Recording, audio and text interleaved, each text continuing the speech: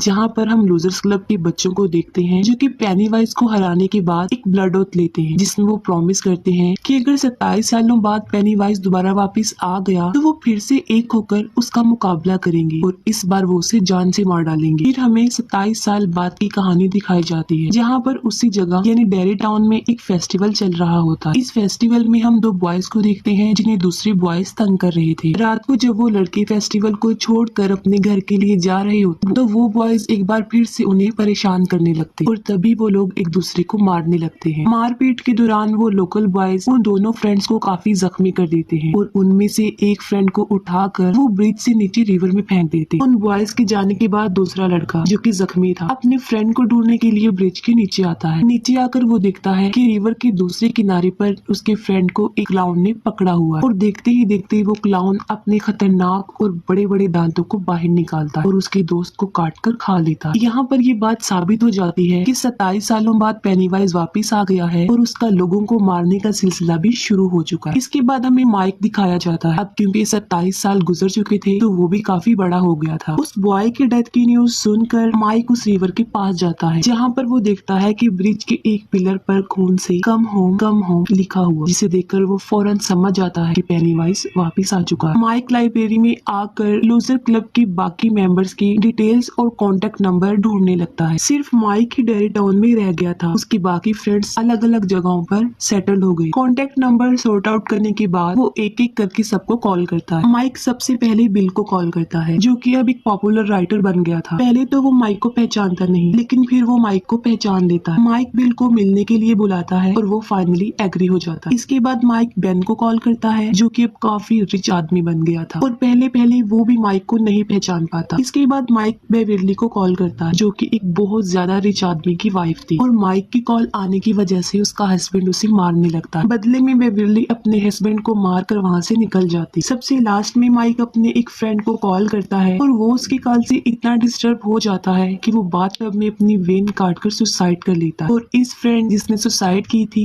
इसका नाम होता है स्टैनली। वो सारे फ्रेंड्स डेरी टाउन में वापस आ जाते हैं और एक रेस्टोरेंट में वो एक दूसरे से मिलते हैं। अब क्योंकि डेरी टाउन में उनकी बचपन की बहुत यादें और वो अपने बचपन की बातें एक दूसरे से शेयर करके काफी इंजॉय करते। फिर माइक उन लोगों को बताता है कि उसने किस मकसद के लिए उन लोगों को यहाँ पर बुलाया। माइक बताता है कि आखिरकार 27 सालों बाद पेनीवाइज दोबारा वापस आ गया है और लोगों की डेथ होना शुरू हो गई। वो कहता है कि क्योंकि उन लोगों ने ब्लड ओथ ली थी तो वो फिर से एक होकर उस पेनीवाइज का मुकाबला करेंगे और उसे जान से मारेंगे। ये सुनकर वो सब फ्रेंड्स काफी डर जाते हैं, क्योंकि कोई भी दोबारा पेनीवाइज का मुकाबला करना नहीं चाहता था। फिर ये लोग एक एक करके अपनी फॉर्चून कुकीज को ओपन करते हैं और बहुत बहस के बाद फॉर्चून कुकीज ये सेंटेंस बनाता है, guess Stanley could not cut it. इस मैसेज को पढ़कर वो लोग डिस्टर्ब हो जाते हैं, क्योंकि वो समझ जाते हैं कि कोई गड़बड़ है और उनके फ्रेंड स्टैनली के साथ कुछ हुआ। रेस्टोरेंट से बाहर आकर बेविरली स्टैनली को कॉल करती है, जहाँ पर उसे पता चलता है कि स्टैनली की डेथ हो गई है क्योंकि उसने सुसाइड कर लिया है। ये सुनकर वो लोग और ज्यादा डर जाते और एक एक करके वहाँ से जाने लगते और लास्ट में माइक बिल को अपने साथ रुकने पर एग्री कर लेता है। माइक बिल को उस जगह पर लेकर जाता है जहाँ पर वो रहता था और वो एक लाइब्रेरी थी। घर लाने के बाद माइक बिल को पानी में एक ड्रग मिलाकर पिलाता है, जिससे उसे विजन्स आने लगते हैं और माइक उसे एक एंशिएंट सेरामिक दिखाता है जिसमें वो पेनीवाइज को कैद कर सकते हैं। माइक बिल को बताता है कि 18th सेंचुरी में एक अमेरिकन ट्राइब ने रिचुअल परफॉर्म करके पेनीवाइज को इस एंशिएंट सेरामिक में कैद किया था और वो उस ट्राइब से मिलकर आया था और साथ में उनका सेरामिक भी चुरा लाया था ताकि वो पेनीवाइज को इसमें कैद कर सके। विजन्स की वजह से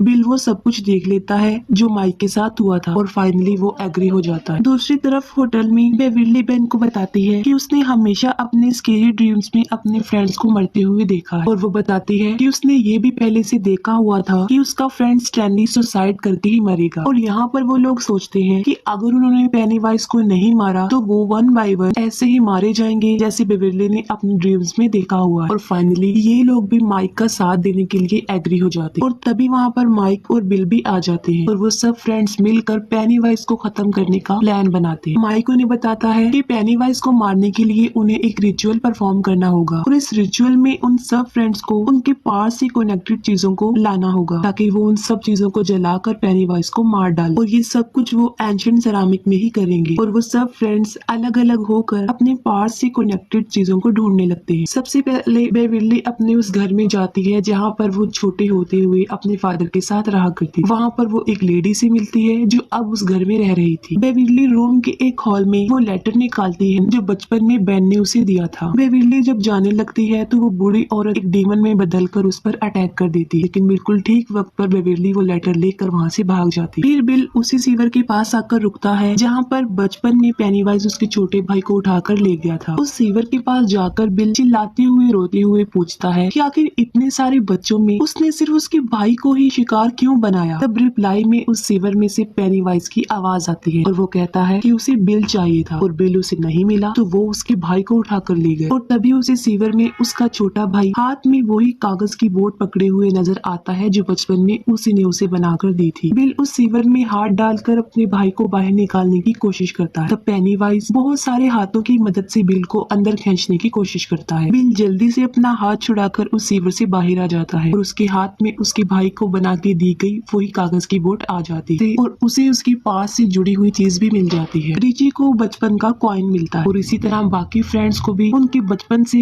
यानी उनके पास से जुड़ी हुई चीजें भी मिल जाती हैं। और फिर वो लोग मिलकर उसी पुराने कुएं वाले खंडर घर में जाते हैं। घर में एंटर होते ही पेनीवाइज उन लोगों पर अटैक कर देता है। पेनीवाइज बेन के पेट पर चाकू से काटते हुए होम एट लास्ट लिख देता है और तब भी उनके सामने उनके फ्रेंड स्टैनली का बचपन का हेड निकल आता है। इसमें से स्पाइडर की तरह बहुत सारे पैर बाहर निकलते हैं और ये स्पाइडर हेड रिची पर अटैक कर देता है जिसे बिल और बेन दोनों मिलकर बचाते हैं। फिर ये सब लोग घर के अंदर उस कुएं में जाते हैं और वहाँ पर उन्हें एक खुफिया रास्ता मिलता है जो कि एक काफी बड़ी गुफा थी। उस गुफा के अंदर जाते हुए वो लोग उस जगह पर पहुंच जाते हैं जहाँ पर पेनीवाइज फर्स्ट टाइम हमारी दुनिया में आया था। वहाँ पर एक काफी बड़ा स्ट्रक्चर बना हुआ था। ये लोग उस स्ट्रक्चर के अंदर जाकर चारों तरफ खड़े हो जाते हैं और उसके बिल्कुल बीच में माइक उस एंशिएंट सेरामिक को रख देता है। माइक उस एंशिएंट सेरामिक में आग लगा देता है और सब लोग अपने पास से जुड़ी हुई चीजें उसमें डाल देते हैं और फिर ये लोग एक दूसरे का हाथ पकड़कर रिचुअल स्टार्ट करते हैं जिसमें वो बार बार एक ही लाइन रिपीट करते हैं यानी turn lights into dot. Ritual start होते ही 3 लाइट्स ऊपर से नीचे उस सेरामिक की तरफ आते हुए दिखाई देती। असल में ये तीनों डेड लाइट्स ही